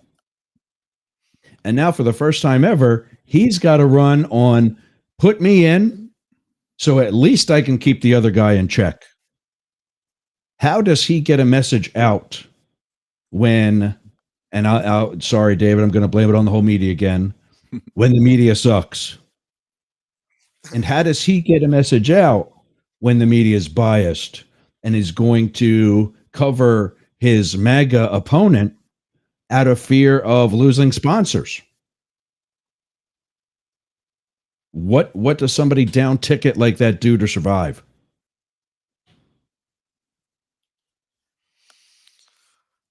Uh-oh, I've stumped the panel. Well, since nobody's jumping in, I want to clarify my media thing a little bit. I didn't necessarily say the media. I don't blame the media, but I don't blame the media exclusively. No. Right. No, I'm very much go around. I'm very much paraphrasing, as you probably know, but also probably wording it the way most of our listeners would probably word it, because they are going to place a mass rubber stamp blame on media, on politicians, on institutions, etc. So I'll give it back to you. I would say build the most diverse grassroots coalition that you can, and promote that, because remember, it's, if you're running for office in this system, it's identity. No, you can't get away from it. It's going to take generations to teach us not to vote identity. So if you're a good guy like Deemer and you want to get in there, you got to build that identity coalition. The best is to do a diverse one. I mean, that's what the Democrats are good at doing. Okay. Much better. Actually, Trump has picked up on that. If you see his Atlanta rallies, they're the most diverse now, even though some of the pictures are AI generated. But I attend the rallies, all on both sides. And they're not as crowded as what he likes to make you believe either. Right. Definitely not like MLK's, like you said, comparing. But no, seriously, building that coalition. That's what I do here, not politically. I build coalitions, try to bring people together, and then the people who are running come to those coalitions and try to, use those coalitions and say, we're going to try to work together. To me, that's the way to do it in America, to both empower people and also get inside the system to make the changes. So to me, grassroots can have a couple of different meanings. And I think one of them is good. I think it's good when people are involved in politics and early campaigns and primaries and things like that. However, I think that we have the Obama start of doing small dollar donations from more people instead of larger donations from fewer people. I actually don't see as I think the intention is good. I think the outcome has been bad, because I think what we've done is outsourced our primary system to people, and it's a very, very small number of people that vote in primaries. And what we've done is most of those people are more rabidly on the right or the left. And so what we've ended up with is most congressional candidates are not worried about losing a general election. They're safe, red or blue. They're worried about getting primaried to the left or the right of themselves, because they are captured by those small dollar donations, who are very easily tricked into fear. I mean, Donald Trump has mastered this with his email stuff. It's like, send me $5 or Nancy Pelosi is going to ruin the country. I mean, and so everyone does it, and that's not good. I don't like, he's democratizing. He has a grassroots campaign. I would think we all agree on this, that that's not good though. Right. So just because you have a lot of people send you small donations, I don't think actually is a good thing. I think what would be better, I think really what this all gets down to, I think it would be better if the parties had more power. Parties actually have no power right now. They're both captured by, the Republican Party has been completely taken over by Trump, period. There's no other leadership or anything else. He's replaced the leadership. It is Trump's party. The difference between Biden was that Biden needed the Democratic Party, and once they did not think he could win for them, he did not have the support of the people. 60% of Democrats thought he shouldn't run again. And so he did not have the support of the people. Donald Trump won the primary. Now, that bothers me because I don't like him, but he won. I mean, he got more than 50% of the votes of people. I think that the problem is that when we did campaign finance reform, we thought we were going to get money out of politics. We didn't. We just shifted where the money went. The money now goes to PACs. PACs are single issue most of the time. It's the NRA that cares about the Second Amendment. It's Planned Parenthood that cares about abortion access. And that's where the money goes, and that's who gets to then spend money on these campaigns. So naturally, these candidates have to cater to those people more. I would like to go back to the parties having a little more control. I don't think we would have ever gotten Donald Trump if the Republican Party could have said, no, we don't, you don't list the ideals or whatever. You need to run for Congress first or something. He wouldn't have survived Hollywood Access if the exactly if the parties had any control. And I don't think that what happened this season with Biden dropping out proves that the parties have any more control, because I don't think Kamala Harris would be the nominee if they really had the power behind them. I would like to see unlimited donations be able to be sent to parties. I think that would even the playing field a little bit between PACs. I also think Congress needs to take back their constitutionally, they have the most power in the Constitution, in my opinion. Some people argue. I think clearly most of the power. But they don't want it because they want to blame it on the president when things go wrong. And that is the problem, is that people like Matt, when they run for Congress, he can't really do anything when he gets there, unfortunately, because it's all leadership that writes everything and then tells people what to do. He's not we need committees to be creating legislation again.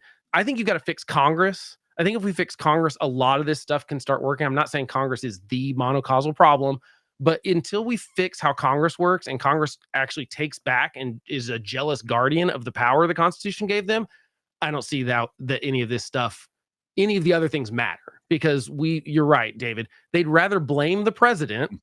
And that's one of the more shocking things. I've read some people, when they get to Congress, they go talk to people and they're like, yeah, it's kind of shocking. Like, basically they would go, this was Ben Sass, who was in the Senate from Nebraska. And he was like, I would talk to people and they'd say, basically, they would ask Obama to do everything. Hey, we want you to sign an executive order. And they're like, well, you're a senator. You can write a law. And they're like, well, yeah, it's not worth, even on a 70-30 issue, it's not worth pissing off those 30% of people, because they're the loudest, most obnoxious people. And we'd rather you're going to be out of here in 4 years anyway. That's not how our government is designed to work. I think the way our government was designed to work actually would be great. It's just that we're not following those designs right now. I would agree, and that's systemic. The only thing I would disagree on, I think it's working the way it was designed, to concentrate the power in a small percentage of people. That's from the landowners from the beginning of our country. And I'm not saying that was all wrong. There were a lot of good things put into that design and system, but it's not working. It has to evolve.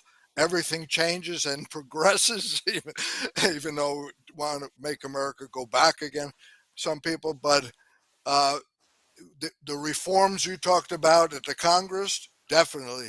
Reforms at the Supreme Court, reforms all from top to bottom need to happen. We need to learn that it's a time to change, but that's not going to happen overnight. So we have to be practical on how we work in the existing system and go from there. But I'm not talking about reforms. I'm saying do what the Constitution says it should be doing. We're not following that system right now. Like, Congress is not jealously guarding their powers. They're giving them to the executive branch instead. And that's the big problem, is that Congress has totally abdicated their power. And within Congress, it's not working the way, it's not constitutional, but it's not the way the Congress was built to work. It was supposed to be, it was supposed to be Matt going to Congress and arguing for his people in his district that he's in and the priorities they want. He's supposed to be representing them. That's not happening now. It is top-down leadership, and there's no, you cannot, until you get to leadership, you really have no power in Congress. And that's just not how it's supposed to work. Especially the House is supposed to be fast turnover. They're supposed to react to the people. They're supposed to be the most populist. I really don't like populism, but they are supposed to be a reaction to people's feelings. They are, if we don't like them, we're supposed to be able to kick them all out in 2 years. We could say representative instead of reactionary. Yeah. Exactly. And then Senate's supposed to be the deliberative body. They're not deliberating anything. They're rubber stamping stuff that leadership says. And I just think we're not following the system. I think if we followed the system the way, not that things can't evolve, but like, I don't think we need, like, term limits don't solve the problem. I'm fine with term limits. I'm fine with talking about term limits, but that doesn't solve the problem with why Congress isn't working right now. I'm fine with saying we need, I'm open to discussing any kind of changes, but I don't like when people say like, oh, the system doesn't work, we got to change it. I'm like, well, first of all, you got to change it with, like, if you want to change the Constitution, that's a lot of work, and we can't even pass a budget on time right now. So I don't think that that's a realistic expectation. So I say start with the stuff that we can change. If you got a Speaker of the House and a president that said, we are going to make Congress work again, 2 people can make it work right now. Literally, it takes 2 people. If the president said, I'm going to stop promising stuff that the president's not supposed to be able to do, that would change things. And if someone got the House leadership that said, you know how we're going to do this from now on? Committees are going to create law, like bubble stuff up. If it passes committee, then we're going to discuss it on the floor. We're going to argue about it, and we're going to find the way to do legislation. There's an interesting side note. I've come around to the opinion that we have too much transparency in Congress, that we shouldn't have cameras everywhere in Congress, because everyone's using that as a platform to be performative. And I would like to get cameras out of committee stuff, because I think we'd actually get Democrats and Republicans working with each other, because right now they can't, because they either are only using it as a platform to fundraise, or they know someone's going to use it as a hit piece on them. And look at the one committee that works well. It's the National Intelligence one. It's because there's no cameras allowed, no press, because it's national security situations. And those are the only ones that actually function well. And I think that's a problem. So I've been quiet for long enough, and I can't disagree with Blake more on any of this. So just jump in now. The parties are the problem. The money is the problem. And what Blake is advocating for is a benevolent leader in a president or another leadership position to do the right thing. And that's just not where the incentives align. And so if we're not talking about changing the incentives, then and actually making a reform, then we're not going to get reform. And your benevolent person that is going to be there to lead this charge is not going to be there for long. And we see that with the intentions. Hold on, Blake. This is the first time I've spoken in about 45 minutes. Just give me a second. So if we want to change these different things, now you made me lose my train of thought. Let's go back to money first, right? You're saying about the parties. Let's go back. So money in the parties. The parties are the ones that get the people where they need to go.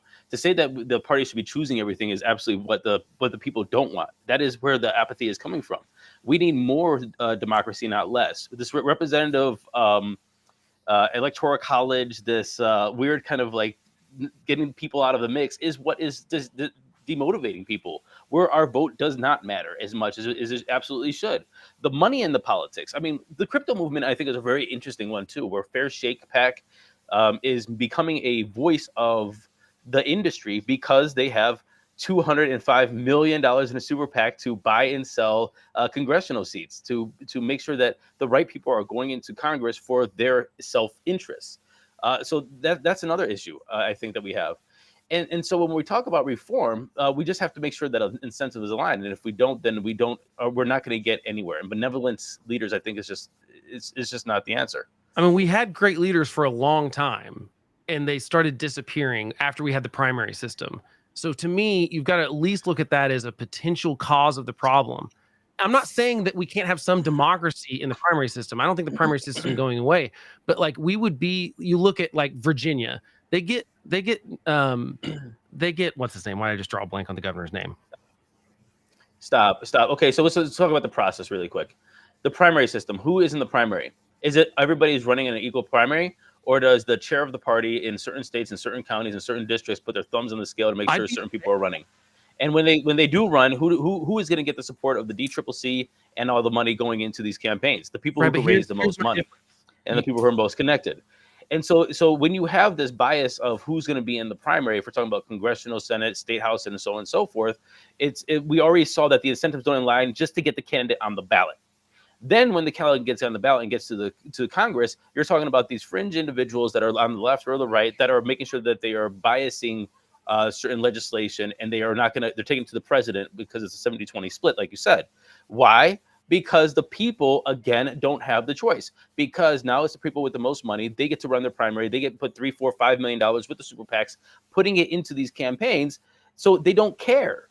And so if we had even money, even it took out the political parties and their leadership and their power structure, and we had people actually go to vote for issues and these candidates with an equal voice, then I think we'll actually have change. But I think that we're just advocating, and you're advocating for more of the same. No, I think most of it has happened after we told parties they couldn't raise money anymore. So the campaign finance thing, I would rather. Here's the thing about the party. You mentioned crypto. You mentioned all these single issues. Raise money. No. But here's what I'm saying. The party's incentive is to win elections and have power. And they have a great money laundering system called Act Blue and Win Red. No, but I'm talking. Those are essentially PACs. They are PACs. Okay. My point is that if you had the actual party who then is in power. So, for example, if Democrats start putting money behind candidates, I'll let you go, and if you got to go to commercial. Yeah. Well, that, and also we got to let our actual guests get a word in edgewise as well. I do got to take a break though. 1490 WWPR and Mastiff Media Network. We'll be back after this. From iHeart Podcasts. What the hell is going on in here? Everyone has their limits. I'd never confronted a situation like this. The numbers were being inflated and lied about and conflated. I just thought it was just a really terrible, immoral thing for him to do. A line they won't cross. I was stunned, and I just said to him, no. We're killing people. What exactly are we doing here? I remember him saying, in this 007 evil villain kind of way, this is the beginning of a process. You may never have to face that decision. When you find yourself at that line, thoughts racing, hearts racing, emotions are all over the place. They could be harassed, they could be imprisoned, they could be killed. Somebody needs to just, for once, give everybody the whole truth. I'm like, this is evil. And the only person who can sound the alarm is you. She folded it up, put it in her pantyhose, and walked out of the building. Yeah, I really am the world's dumbest criminal.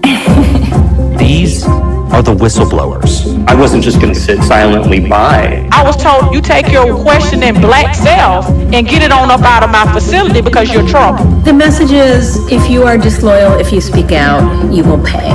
This is what it's like when the president decides he wants to destroy you. Bad things are going to happen to him. You're an anti-American. You are a disgrace to our country. He should be prosecuted. When power corrupts, conscience is the last line of defense. Is it ever too late to do the right thing? We talk about institutions, but they're really about individual people. The responsibility drops in everybody's lap. I'm Miles Taylor. The Whistleblowers premieres Thursday, July 13th on the iHeartRadio app, Apple Podcasts, or wherever you get your podcasts.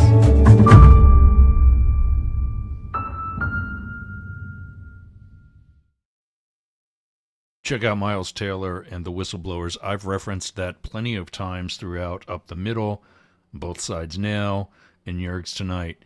He does an excellent job telling the stories of various people who blew the whistle on the Trump administration and their reasons why, personal and professional, as well as the consequences that these people paid to get the truth to the public. Check out the Whistleblowers on Apple, iHeart, Spotify, or wherever you get your podcasts. The July date that he mentioned is from 2023, and season 1 is complete. It's excellent, and it's still very relevant, probably now more than ever. So I certainly recommend that you give it a look. See you again.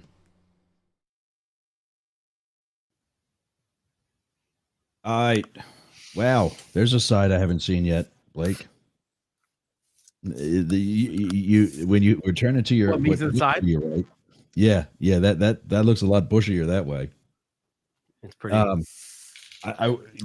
Getting the refill of coffee, and a quick shout out to Brock Hager, one of our super listeners, super fans, checking in, saying hello from YouTube. When I was refilling the coffee during the break, I kind of had a realization that one of the things we're actually talking about And, as a host, I need to kind of gear this back towards both of our guests. One of the things we're actually been hacking over for the past hour in this second hour is oneness. Am I right, Richard? I think it all boils down to oneness. I mean, that's, to me, everyone's path ends up at the same mountaintop, no matter which path you're taking. And if we realize that, then we don't have to fight along the way. With the idea is to fight against the path or fight the mountain to get there. And to me, again, that's the whole struggle. Everything else is a distraction and a diversion from that. The Declaration of Independence said all men, including all genders, are, at the time, are created equal and are entitled to the same pursuit of life, liberty, and happiness. That's the value. That's both the beginning and the end of the journey. So we have to figure out how to make that happen. To me, that's the uniqueness and exception of America, is that's our path. We're the most diverse nation on earth. Okay, by accident, by oppression, by slavery, by choice, all of these things. Well, by immigration the Caribbean is too. more I mean, let's diverse, be fair. 200 years. I'm sorry?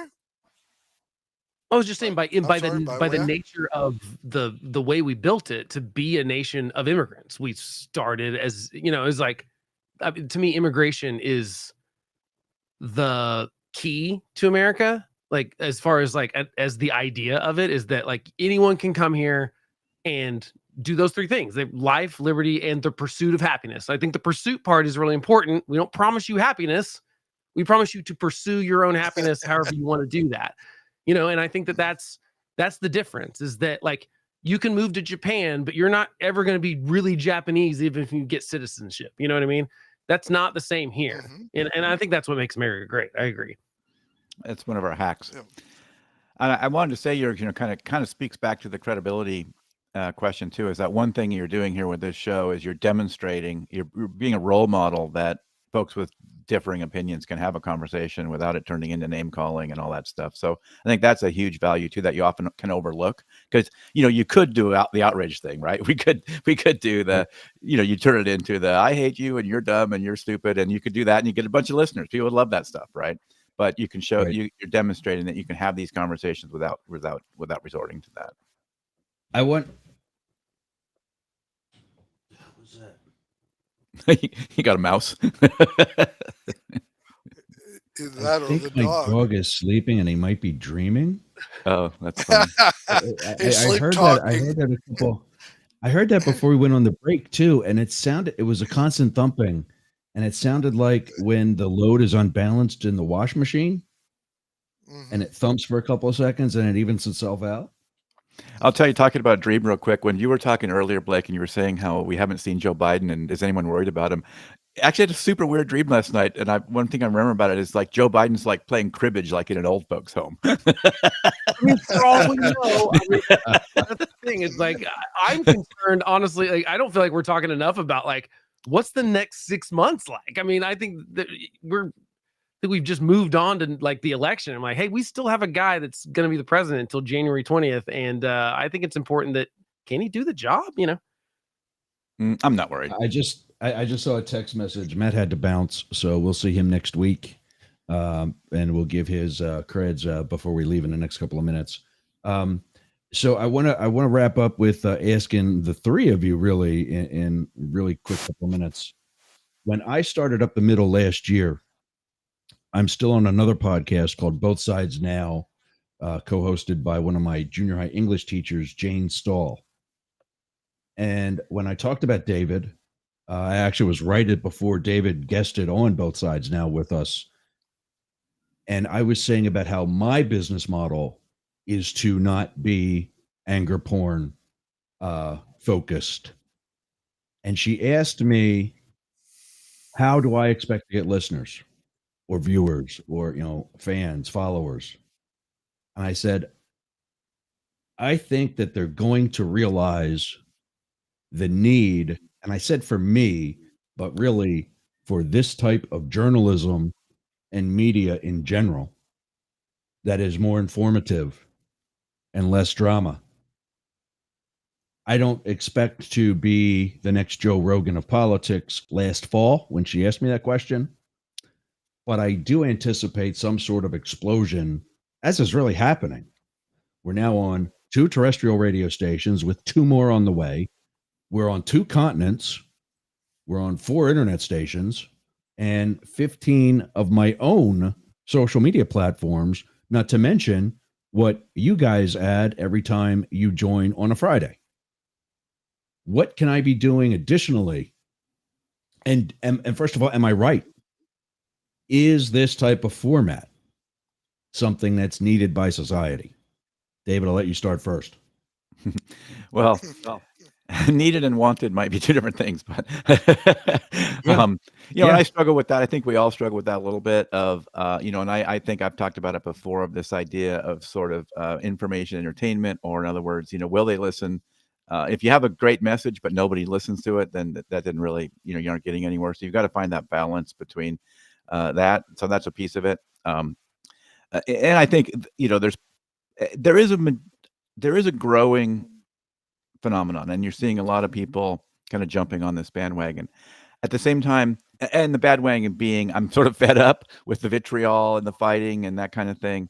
At the same time, we still kind of fall into it, right? So it's still, we're on the edge, but I think there is this growing movement that folks that are ready to hear some alternative ways of speaking. They are kind of tired of the nonstop fighting, and it's almost like before it was, you had the suits, and they would talk, and it would be polite, and it was like outrageous to be, it was cool to be, I'll be wild now, and now it's cool to be the other thing. Now it's cool to not do that, right? So I think we're actually starting something there. It's actually, maybe it's disruptive now to be this person that will call out your own side, to be this person that will, present a more reasonable thing. So I do think there's an audience for it. It's probably never going to be, we're not Taylor Swift or anything, but there's an audience for it for sure. And you see work like the 1440 newsletter and things like that. They've built really big followings of folks that are sort of fed up with the typical news media. Yeah, I think it's just that finding them is harder because they're checked out for the most part, because they don't hang out in one place. Yeah, they're checked out, and they don't hang out somewhere where you can just go, oh, here they all are. Yeah.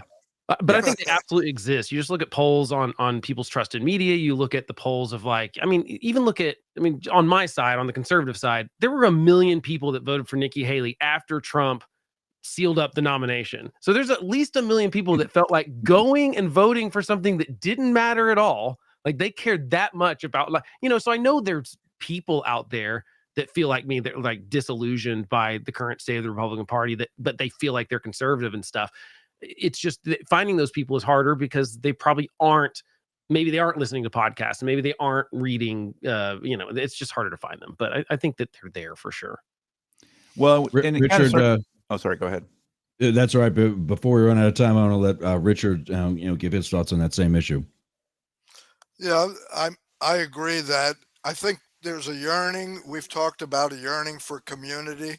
That's everybody's innate yearning. I like the Nextdoor app. I don't know if you're familiar with that, because it's your community. You're interacting with the community, and it's everybody.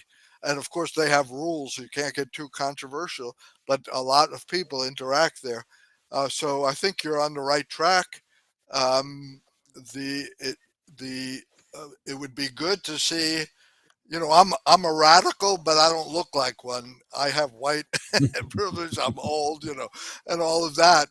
It would be good to have some more radical guests, Black radical leaders, and Latino and female, whatever, to round it out and bring their audiences in, because they're yearning for the same thing, and they're angry. They have a lot of anger. They have a lot of pent-up frustration, mainly because they don't feel like we're listening to them. We white, I'm a CIS male, you're not. So there's some diversity here, but white, males our age. And so that, that's what I'd like to see. So in our last minute, I want to thank everybody. I got to refresh this or something. There's David Beckmeyer's homepage, outrageoverload.net. You can catch him throughout the week. Why does that keep doing to that? Anyway, Highly you can catch him suggest throughout going to the that week. event he's doing, by the way. The last one was great. And so if you get a chance to go to that event, go to that for sure. Here's his Crossing Party Lines. His next one is August 22nd. Socialism and authoritarianism. What are they really? I was at his gun laws one and took part on that panel. And for the most part, they are one side listening to the other. David will kind of giggle about the fact that one guy decided to leave. And sorry, I got to remember to hit this button here. There we go. Crossing Party Lines. That's on August 22nd again. I was at a recent one where we talked about gun laws, and again, they're mostly civil. One guy decided he wanted to leave because he didn't get everybody to register for the NRA in that one night. But overall, it's an intelligent civil conversation. This is Richard's website, howwokemi.org. There's a YouTube video there and everything about that. And his book, which comes out next month. It's I'm out. Not White. It's actually it's out now. It's out on Okay. Amazon. Yeah, it's already on. Okay. Okay. So I Am Not White, one man's journey from whiteness to oneness. And just let me go down the line here and make sure. I want to thank everything for what they do at the Connors Institute, which also sponsors David and Outrage Overload. And I think that's everything. All of the links that we shared today will be in the show notes. You can get them at yergzradio.com or yergz.com is actually the easier one to get it. Come on, where's it at? There we go. How woke am I? howwokemi.org. That's Richard's. Outrageoverload.net is David's.